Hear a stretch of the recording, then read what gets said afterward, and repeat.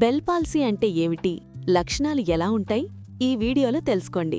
Bell palsy అనేది ముఖనాడిలో అకస్మాత్తుగా వచ్చే సమస్య. దీని ఫలితంగా ముఖం యొక్క ఒకవైపు కదలిక తగ్గుతుంది లేదా పూర్తిగా కోల్పోతుంది. మొదటిగా ముఖంలో లేదా చెంపల్లో నిస్సత్తువ.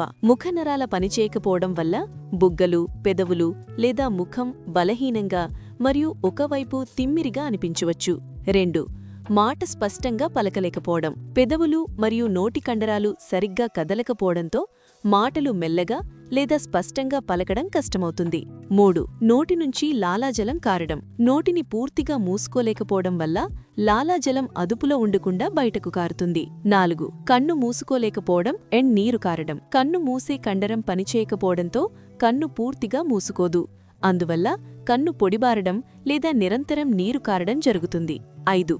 ముఖం వంకరగా అసమానంగా కనిపించడం. ముఖం ఒకవైపు మాత్రమే కదలడం వల్ల నవ్వినప్పుడు లేదా మాట్లాడినప్పుడు ముఖం వంకరగా అసమానంగా కనిపిస్తుంది.